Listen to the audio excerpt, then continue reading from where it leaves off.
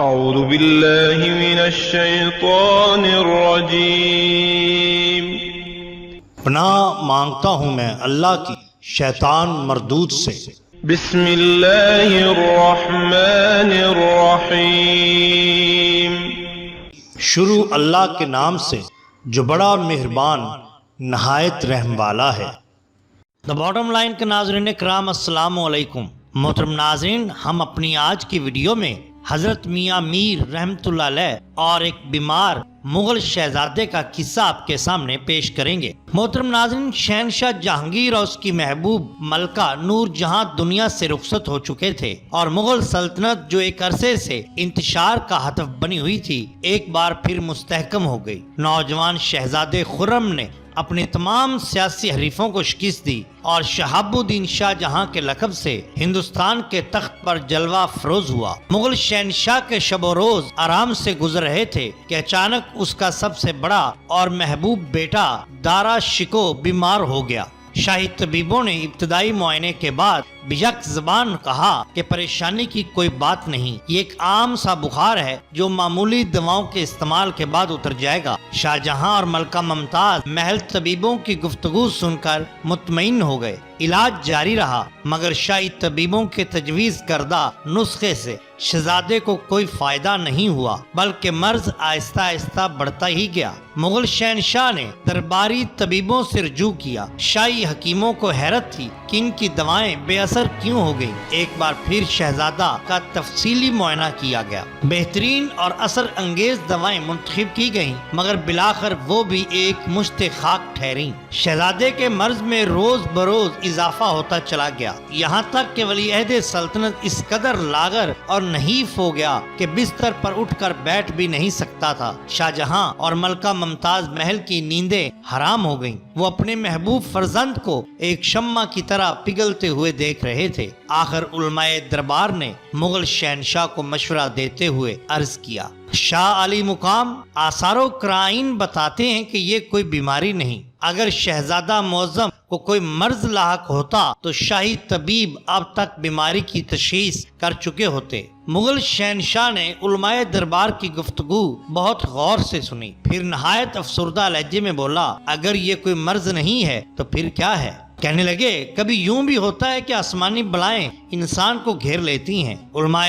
دربار نے اپنے خیالات کا اظہار کیا اور ان بلاؤں کا رد کسی دواؤں سے ممکن نہیں۔ ایسے مواقع پر صدقات اور دعائیں ہی انسان کے کام آتی ہیں۔ دیکھتے ہی دیکھتے دارالحکومت میں اعلان کر دیا گیا، پھر ہر مذہب و ملت کے لوگ اپنے اپنے طریقوں کے مطابق شہزادہ دارا شکو کی صحت یابی کے لیے دعائیں کرنے لگے۔ دعاؤں کی گونج کے ساتھ صدقات بھی جاری تھے۔ خزانہ شاہی کے زیر اہتمام قدم قدم پر لنگر خانے قائم کر دیے گئے تھے، جہاں صبح و شام ہزاروں بھوکے کھانا کھا کر اپنے ان داتا سے ولی عہد سلطنت کی زندگی کی بھیک بھی مانگا کرتے تھے، مگر وہ نامعلوم بلا یا بیماری کسی طرح بھی شہزادہ دارا شکو کو چھوڑتی نہیں تھی۔ شاہ جہاں اور ملکہ ممتاز محل کا اضطراب اپنی انتہا کو پہنچ چکا۔ جوان سال بیٹے کی تیمارداری کرتے کرتے ماں باپ بھی بیمار نظر آنے لگے۔ پھر ایک دن کسی مصاحب نے خلوت قدے میں مغل شہنشاہ سے عرض کیا، ذل الہی، شہزادہ معظم کی صحت و عافیت کے لیے ساری تدبیریں آزمائی جا چکی مگر فائدہ ندارت، ہمارے اختیار میں کچھ نہیں۔ اپنے مصاحب کی بات سن کر شاہ جہاں رو پڑا، اگر کوئی طبیب یا حکیم شہزادے کی زندگی کی ضمانت دے تو ہم اسے یہ سلطنت بطور انعام دے سکتے ہیں۔ ایک عظیم الشان سلطنت کے فرما روا کی بے چارگی قابل دید تھی۔ آپ ایک مرد فقیر سے رجوع کیوں نہیں کرتے؟ مصاحب نے اپنے شہنشاہ کو مشورہ دیا۔ اس مرد فقیر کو نہ سیم و زر کی ہرس ہے اور نہ منصب و جاہ کی طلب۔ شاہ جہاں بولا، کون ہے وہ فقیر؟ مصاحب کی بات سن کر چونکا، اسے مایوسی کے اندھیرے میں امید کی کلکی سی کرن نظر آئی۔ کہاں رہتا ہے وہ فقیر؟ اسے درخواست کرو کہ وہ اپنی جھولی میں پڑی ہوئی کیمیا دارا شکو کو بخش دے۔ وہ فقیر لاہور کے ایک سنسان گوشے میں رہتا ہے جناب پناہ، مصاحب نے درویش کی نشاندہی کرتے ہوئے کہا۔ تو پھر کس بات کا انتظار ہے؟ ہمارا پیغام اس درویش تک پہنچا دو۔ شاہ جہاں نے پرجوش لہجے میں کہا، اگر شہزادے کی کھوئی ہوئی صحت مل گئی تو ہم درویش کے ساتھ ساتھ تمہارے بھی ممنون اور احسان مند ہوں گے۔ پھر کئی برق رفتار شاہ سوار کاستوں کی حیثیت سے لاہور کی طرف دوڑ پڑے۔ درویش خدا مست اپنے خادم کے ساتھ ایک مختصر سی خانقاہ میں گوشہ نشین تھا۔ شاہی کارندے حضور سے ملنا چاہتے ہیں۔ خادم نے دست بستہ عرض کی۔ درویش نے ناخوشگوار لہجے میں کہا مگر یہ فقیر تو کسی سے نہیں ملنا چاہتا، پھر یہ شاہان مغرور اللہ کے بندوں کو کیوں استانے آ جاتے ہیں؟ شاہی کاستوں کے چہرے اتر گئے۔ درویش نے ملنے سے انکار کر دیا۔ پھر ان لوگوں نے خادم کی خوشامد کی۔ آخر درویش نے مغل شہنشاہ کے کارندوں کو اپنی خدمت میں طلب کر لیا۔ تمہارے فرما روا کو مجھ نکارہ سے کیا کام؟ درویش کے لہجے میں اس قدر جلال تھا کہ شاہی سفیر کانپنے لگے۔ شاہی سفیروں نے عرض کی ولی عہد سلطنت بیمار ہے حضور، ذل الہی کی خواہش ہے کہ آپ ایک نظر شہزادے کو دیکھ لیں۔ درویش نے بے نیازانہ ہو کر کہا میں کوئی طبیب ہوں کسی بیمار کو دیکھ لوں؟ شاہی قاصدوں نے بہت خوشامد کی مگر درویش کے ہونٹوں پر حرف انکار کے سوا کچھ نہیں تھا۔ پھر خادم کی درخواست پر درویش نے بس اس قدر آمادگی کا اظہار کیا کہ اگر بادشاہ سمجھتے ہیں کہ یہ عاجز کسی مریض کا علاج کر سکتا ہے تو انہیں لازم ہے کہ وہ بیمار کو یہاں لے آئیں۔ شاہی قاصد طوفانی انداز میں دلی واپس لوٹے اور درویش کا جواب شہنشاہ ہند کے گوش گزار کرایا۔ شہزادہ دارا شکو کی حالت ایسی نہ تھی کہ وہ اتنا طویل سفر برداشت کر سکتا، پھر بھی مغل شہنشاہ نے اپنے درباری طبیبوں سے مشورہ کیا۔ شاہی طبیبوں نے بھی یک زبان ہو کر کہا ذل الہی دہلی سے لاہور کا سفر ایسا ہی ہے جیسے ہم شہزادہ معظم کی زندگی سے جان بوجھ کر ایک خطرناک کھیل کھیل لیں۔ خاکم بدہم کہ اس کھیل کا نتیجہ کچھ بھی ہو سکتا ہے۔ درباری حکیموں نے مبہم لہجے میں فرما روائے ہندوستان پر یہ بات واضح کر دی کہ اگر مغل شہزادے نے یہ سفر اختیار کیا تو وہ اپنی زندگی سے ہاتھ بھی دھو سکتا ہے۔ شہنشاہ شاہ جہاں اور ملکہ ممتاز محل بہت دیر تک گہری سوچ میں ڈوبے رہے۔ ان کی سمجھ میں نہیں آ رہا تھا کہ بیٹے کو لاہور لے جا کر ایک کھلا ہوا خطرہ مول لیں یا پھر شہزادے کو اسی طرح سسکتا ہوا چھوڑ دیں۔ بلاخر والی ہندوستان نے ایک طویل ذہنی کشمکش کے بعد ملکہ ممتاز کو طلب کرتے ہوئے کہا اگر وہ درویش خدا کا برگزیدہ بندہ ہے تو پھر اس کی دعاؤں سے شہزادہ ہر طرح محفوظ رہے گا، اور اگر مشیت الہی میں دارا شکو کی موت مقدر ہو چکی ہے تو پھر قصر شاہی کی تمام سہولتیں اور آسائشیں مل کر بھی اس کی سانسوں میں اضافہ نہیں کر سکتی۔ یہ ایک مشکل ترین فیصلہ تھا جس پر شاہ جہاں نے پوری قوت ارادی کے ساتھ عمل کیا۔ راستے میں کئی ایسے مقام آئے جہاں مغل شہنشاہ کو یہ محسوس ہوا کہ اب شہزادہ دارا شکو کے چراغ زندگی کو بجھنے سے نہیں بچایا جا سکتا، مگر اچانک شاہ جہاں کو محسوس ہوتا کہ چراغ کی لو تھر تھراتے یکا یک سنبھل گئی۔ مختصر یہ کہ اسی اذیت ناک فضا میں شہاب الدین شاہ جہاں ایک ڈھانچے کو لے کر لاہور پہنچا اور پھر درویش کی بارگاہ میں حاضر ہوا۔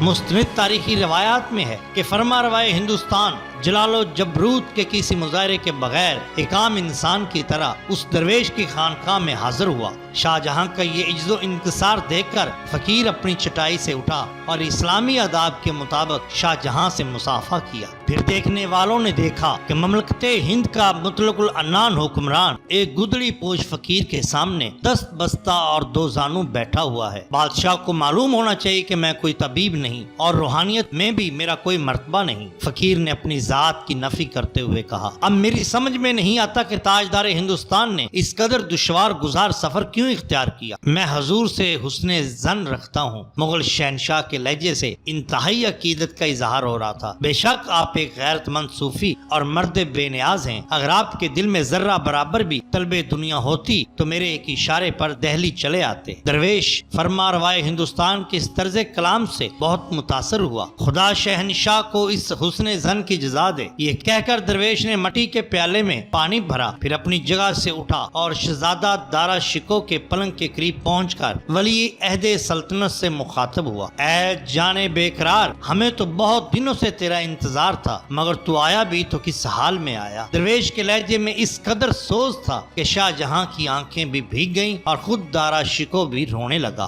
شیخ میری ناتوانی کا یہ عالم ہے کہ میں اپنی کوشش سے اٹھ کر بیٹھ بھی نہیں سکتا۔ شہزادہ کہنے لگا نہیں شہزادے ہمت تو کرو۔ درویش نے ولی عہد سلطنت کے جسم کو اپنے بائیں ہاتھ کا ہلکا سا سہارا دیا۔ پھر حاضرین خانقاہ نے اپنی آنکھوں سے یہ حیرت انگیز منظر دیکھا کہ دارا شکو جو ناتوانی کے سبب کروٹ تک نہیں لے سکتا تھا، آسانی کے ساتھ اپنے پلنگ پر اٹھ کر بیٹھ گیا۔ پھر درویش نے اپنا ایک ہاتھ مغل شہزادے کے سر پر رکھا اور دوسرے ہاتھ سے پانی پلایا۔ مٹی کے پیالے کا وہ پانی کیا تھا؟ اپنی تاثیر میں آب حیات سے بڑھ کر تھا۔ چند گھونٹ حلق سے اترتے ہی دارا شکو کو محسوس ہوا کہ جیسے بے جان سے جسم میں توانائی کی نئی لہر توڑ گئی۔ شاہ جہاں نے درویش کی خانقاہ میں 1 ہفتے تک قیام کیا۔ اس دوران فرمانروائے ہند ایک فقیر بے مایا کا مہمان تھا۔ درویش نے حسب استطاعت معمولی غذا تاجدار ہند کے سامنے دسترخوان پر رکھی۔ مغل شہنشاہ نے اس غریبانہ خوراک کو نہایت ذوق و شوق کے ساتھ کھایا۔ دارا شکو اپنی کتاب سکینۃ الاولیاء میں ایک مقام پر تحریر کرتا ہے کہ میرے والد مجھے اس وقت حضرت شیخ کی خدمت میں لے کر حاضر ہوئے جب ہندوستان کے تمام حاذق اطباء میرے علاج سے عاجز آ گئے اور بظاہر میری سانسوں کا شمار ختم ہوتا نظر آتا تھا، مگر حضرت شیخ میاں میر رحمت اللہ علیہ نے مجھے مٹی کے اس پیالے سے پانی پلایا جسے آپ رحمت اللہ علیہ خود استعمال فرمایا کرتے تھے۔ پھر قدرت خداوندی کا کرشمہ اس طرح ظاہر ہوا کہ میں 1 ہفتے کے اندر اس طرح صحت یاب ہو گیا جیسے کبھی بیماری نہیں تھا۔ شاہ جہاں بیٹے کی صحت یابی کا جشن اس طرح منانا چاہتا تھا کہ فقیر کے قدموں میں سیم و زر کے انبار لگا دے اور اس کی خانقاہ کے در و دیوار میں طلائی رنگ بھر دے، مگر درویش نے یہ کہہ کر انکار کر دیا، اگر بادشاہ کچھ دینا ہی چاہتے ہیں تو بس اتنا کرم کریں کہ مجھے تنہا چھوڑ دیں۔ مغل شہنشاہ نے پہلی بار کسی انسان کی یہ شان بے نیازی دیکھی تھی۔ آخر اس نے دوسرے زاویے سے درخواست کی، اگر شیخ یہ تحائف خود قبول نہیں فرماتے تو اپنے خدمت گاروں میں تقسیم کر دیں۔ بڑی عجیب بات ہے، میں جس چیز کو اپنے لیے پسند نہیں کرتا دوسروں کے لیے کیسے پسند کروں گا؟ درویش نے نہایت پرسوز لہجے میں کہا۔